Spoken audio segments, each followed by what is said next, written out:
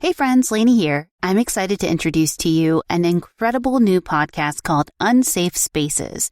This serialized journey dives deep into crimes that corrupt our supposed sanctuaries, our churches, the LGBTQ plus community, and even our homes. In its first season, Unsafe Spaces explores Tampa's missing men, a bone-chilling saga of disappearances and murders within Tampa's gay community. Two individuals with shocking impunity committed some of Florida's most heinous crimes. Now, what makes Unsafe Spaces stand out is its blend of obsession and investigation, much like the beloved podcast True Crime Bullsh. But it goes beyond, examining the factors that led to these crimes and the capture of the killers. This podcast is a mix of true crime, anthropology, politics, community, culture, and history. It's a heartfelt and personal look at how these crimes happened. So, listeners, get ready for an unforgettable ride through the shadows and our supposed sanctuaries. Don't miss a single episode of Unsafe Spaces.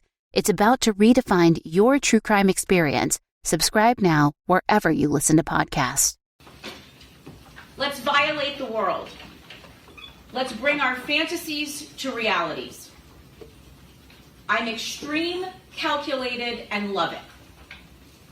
Easy to make them vanish with no link to us in the least. Easier to find a loner guy. Less connection. I do a chokehold from behind. You hold him down, strap him up, not to be found again. He wasn't going to be going back. These are quotes from America Online instant messages between Master Scott, whom we now know is Scott Schweikert, and Dom Dude for Sub, who we now know is Stephen Lorenzo.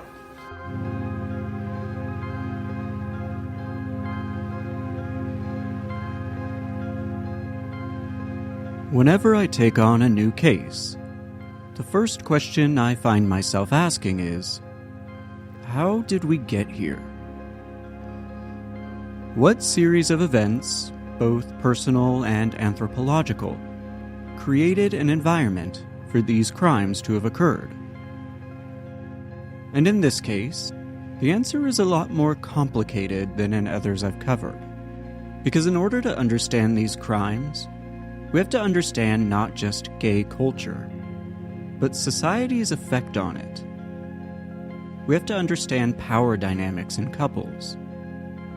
We have to take a look at law enforcement's and media's roles in crime.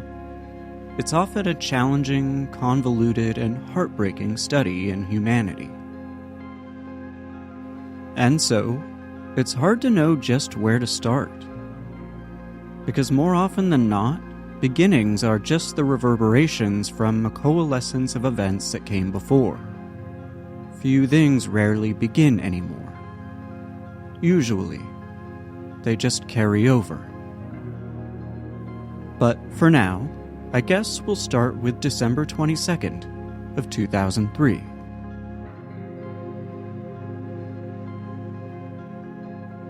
On December 22nd, 2003, there were two different missing persons cases filed with the Tampa, Florida Police Department. The first was of 26-year-old Jason Rodney Galehouse, a gay man who had recently moved to Tampa from Sarasota, Florida. Jason was reported missing by his roommate at 11:25 a.m. on the morning of the 22nd. His roommate reported that on the night of Friday, December 19th, he, Jason, and two of their friends, a couple, had gone out bar hopping in Tampa. The four of them eventually ended up at 2606, a gay bar on North Armenia Avenue, in the early morning hours of December 20th.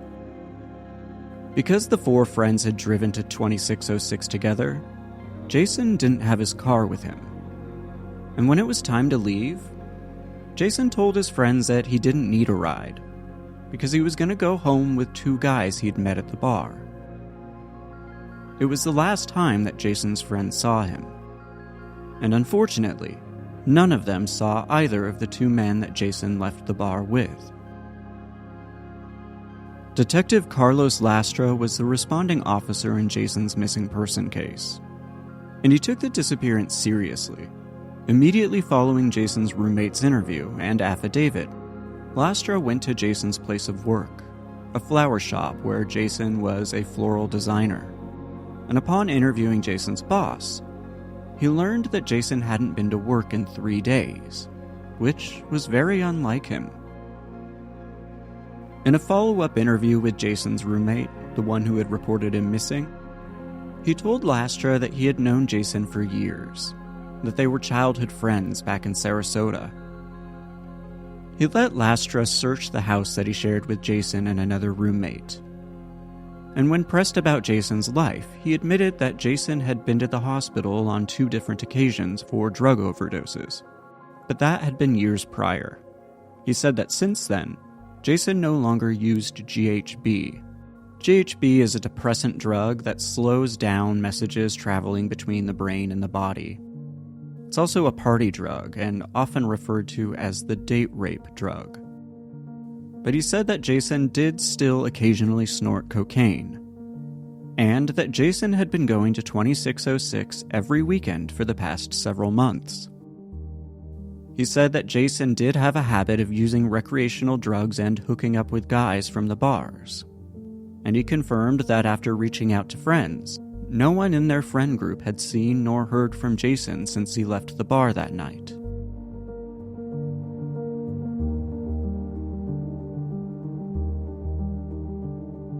The second missing persons report that was filed with Tampa PD on the 22nd was for 26-year-old Michael Wacholtz.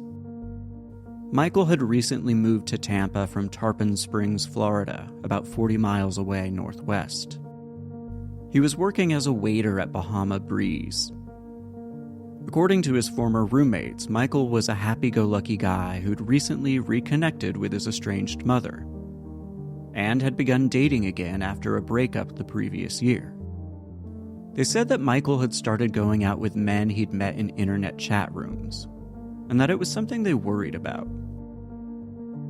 But it was Michael's new roommate, Fred Van Denneviel, who reported him missing when he failed to return home from a night out. According to reports, Michael was last seen in his red 1992 Jeep Cherokee, leaving his Bay Club apartment in Tampa's Rocky Point neighborhood between 11 p.m. and midnight on December 20th. Almost 24 hours after Jason Galehouse was last seen leaving 2606. It was unclear where exactly Michael was headed that night. He spoke with several friends on his cell phone after leaving his apartment, but only said that he was going out for drinks. Michael's cell phone and Jeep disappeared with him, and there had been no signs of Michael, nor any major leads in his case, for 2 weeks following his disappearance.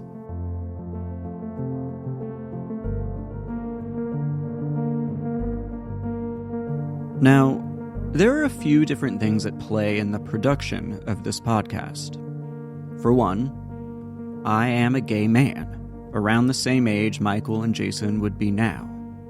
So it's hard not to experience this investigation or see the people involved through a personal lens. Second, and more critical, the only way to discuss this case holistically is to share as best I can the gay experience and gay culture writ large. It's a defining factor in both this story and in the spaces we'll be discussing. And, despite how media often portrays it, homosexuality is not a monolith. So throughout the season, I'll be playing conversations I've had with gay men across the country and of all ages about their experiences and how those experiences have defined their relationship with homosexuality, their relationships with other gay men, and their identity as a whole. This is a part of a conversation I had with an old friend, Eric Schmidt, about drug and alcohol abuse amongst gay men. Drug and alcohol abuse runs pretty rampant within the gay community, or at least it did when, when we were... I think it still does. And,